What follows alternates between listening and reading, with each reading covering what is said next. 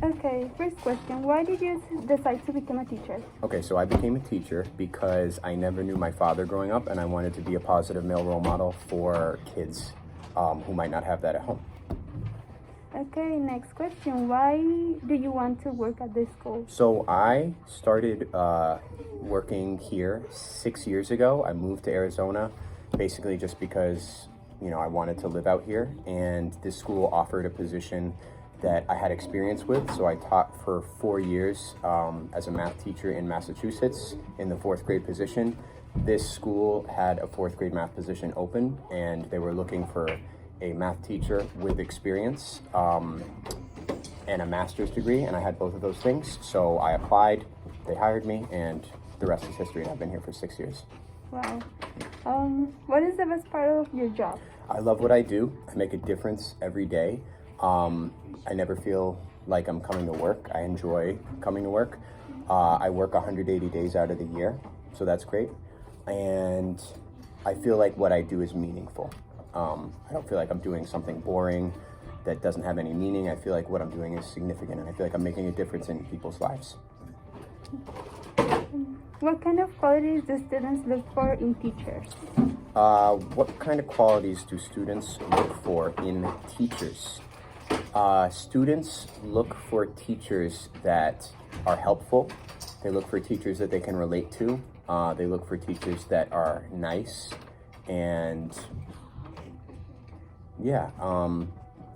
teachers that get them excited about learning.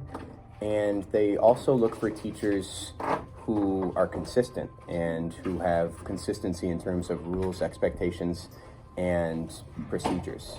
So those are things that I think kids look for in teachers. Okay. What personality traits do teachers need to be successful? What personality traits do teachers need to be successful? You have to be patient. You have to be able to be good at multitasking.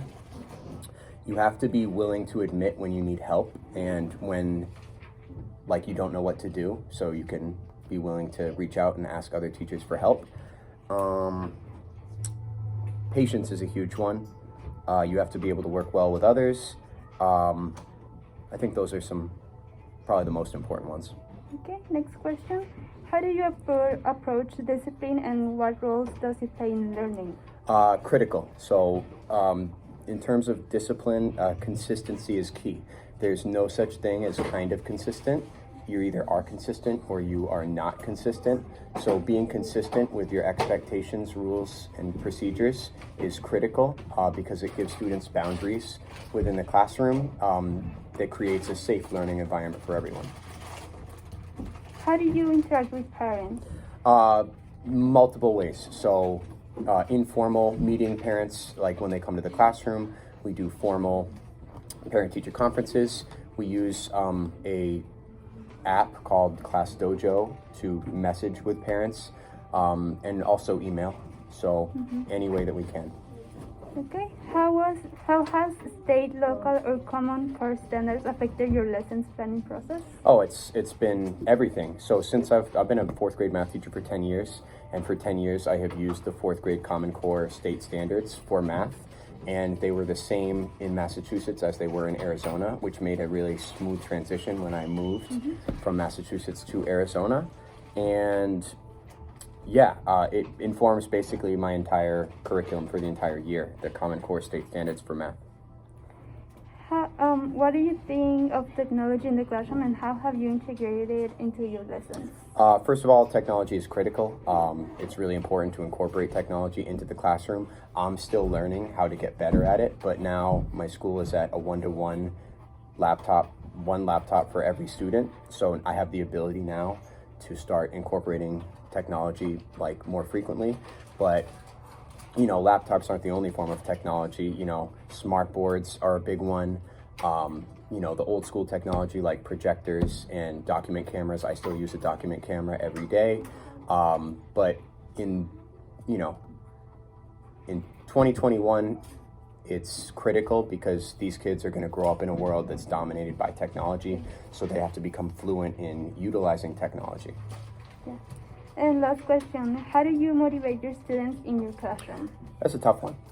Different students require different things for motivation. A lot of students are self-motivated that just want to get good grades.